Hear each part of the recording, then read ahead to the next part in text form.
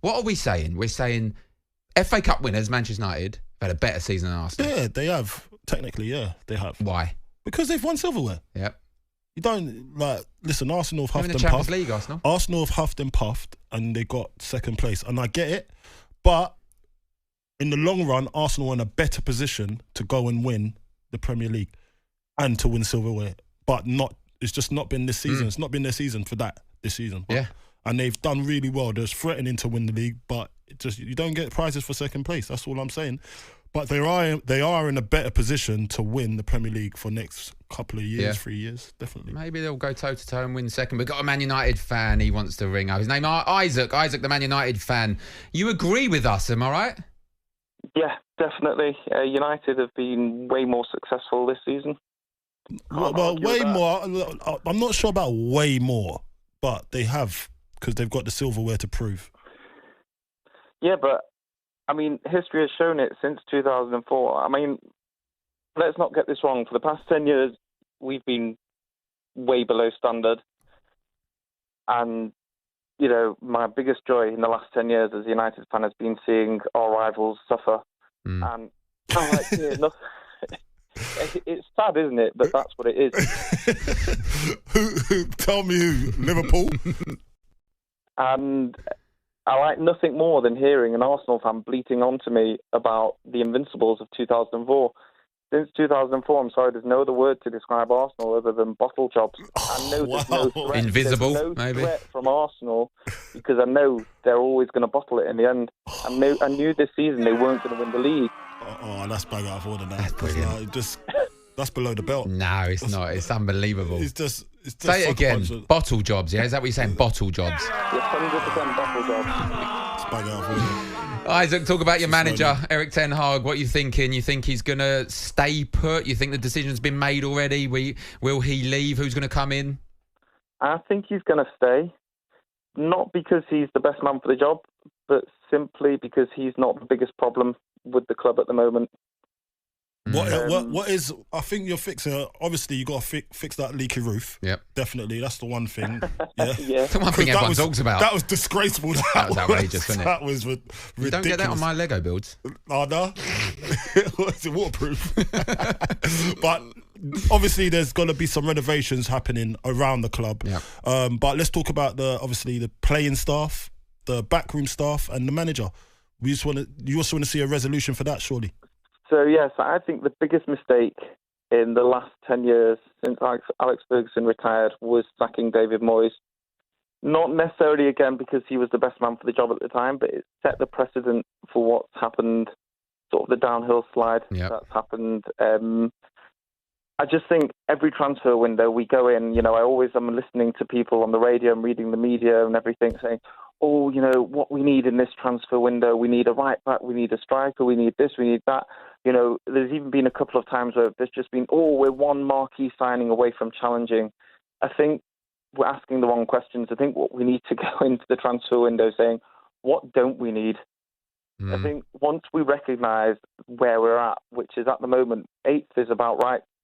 It really hurts to say it does. to admit it, but 8th is about right. And once we recognise we're about, you know, a decent mid-table club, we can start building from there. Yeah, fantastic. No, you're right, Isaac. Thanks for the call. I'm sorry to cut you off. I'm going to quickly get another Man United fan. Gaz, he's from Warrington. He's a Man United fan. What you got to say, Gaz? Hi, how you doing, boys? Yeah, good, thank you. Good. I'm a little bit confused, really, whether to be happy or absolutely fuming, because, on the one hand, I think Eric Ten Hag is actually a manager we should definitely keep. But what's really confusing me, and really what I'd like to know from you lads, is how is it that we've been struggling for 3 months picking a squad, and Wayne Rooney actually turned around and said it 2 weeks before the FA Cup final that there's players that could actually play, and then come FA Cup final day, we've got a full squad minus Maguire, Luke Shaw, which you all knew about, and obviously Casemiro, he pulled up before the game. But where have all these players been? Saying a few of them are bottling it. I mean, seriously, I don't know. I'm happy for Ten Hag that he won the FA Cup. I'm really happy for him. But some of them players, something stinks here. No, I definitely agree with you. There's an underlying problem that people are not talking about, and it might be. I'm not sure if it's discipline or it's pride to wear the shirt or it's bottling it. I'm not. To me, I don't know what it is. I watched some of them blokes on there lifting the FA Cup, and they're like heroes now. They're like, yeah, you know, we've won it. And a lot of Man United fans, and me myself, I was chuffed, you know, beating City. But what I want to know is, what was it? Was it like, praise the Lord, here we are, we're all fit all of a sudden? There's a trophy at the end of it, Do you know what? That's what it is. Don't forget, we got beat absolutely battered by Crystal Palace, and we looked an absolute shadow of a team. We had Casemiro at the back. Where have these players all of a sudden got fit from? That's what I want to know. No, so we're talking about players like, let's name some players. Varane? Pardon? Let's name the players. Varane, give him a couple of examples. Martinez, we saw that he messed up his knee. Yeah. And okay then. And you've got Varane at the back. Varane. You've got Martinez. They played like they'd not been out. They played really well. They did. You've got Amrabat, who's been absolutely dreadful. You've got Marcus Rashford tracking back, running playing really well. Point to prove. You know, I mean, how come they turned up for that one game and yet they've watched all of us have suffered over the past 3 months? Mason Mount, where's he come from? Yeah, it's a good point. But I don't know. We don't know the injury list. It's the last game of the season for them. Maybe they just had, instead of saving themselves, they can't save themselves no more, can they? And the players that got picked. Honestly, I'm made up. I don't mean to sound like a boo boy. No. It's valid point, Gaz. I was absolutely ecstatic that we beat Man City. But at the end of the day, when I sat down and thought about it, I thought at the end, people have been asking for Erik ten Hag's head now for the past God knows how long, and he's picked a squad there, but he had a full squad more or less to pick from. Where have they all come from? Yeah. Well, there might be a question of commitment to Ten Hag's plans to what he's about.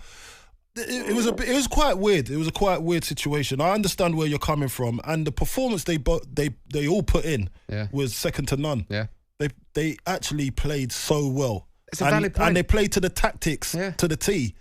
How Ten Hag... I mean, there's a massive part of me that just thinks that there's certain players in that squad that are glory boys that want to play in the... Name names, mate. Name names. Get the hands dirty. Name names. We need it.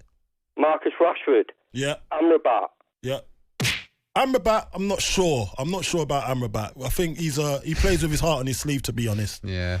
I don't think you can get much more out of him. I've been critical of Fernandes over the past few months. Fernandes is definitely a name that I'd put on there. Yeah, but he has been trying hard the last month, I would say. Yeah. He has been trying hard. He stood up. Fernandes is, it didn't matter how bad it got for Manchester United, he was always on the field. Yeah, that's the thing. He's never injured, is he? And you know what? You got to listen. Where would you be without Kobbie Mainoo? By the way, Kobbie Mainoo is another young lad who wants to play for the shirt. Superstar. Yeah. Garnacho, he wants to play for the shirt. Yeah, another superstar. Højlund, he wants to play for the shirt. Yeah, agreed. And I know a lot of people dislike McTominay, but he's always there. Yep. Gaz, look, I could talk to you all day, mate. I could talk to you all day, Gaz, but my producer's telling me I've got to go to the break. It's been a great call, though. I think there's some players in that Man United team that want to be the centre of attention all the time, and it's a team game, and you boys know that. No, Gaz, I've got to agree with you there, but we haven't got much longer. We've got to get to the breaks, and we'll talk to you in a bit.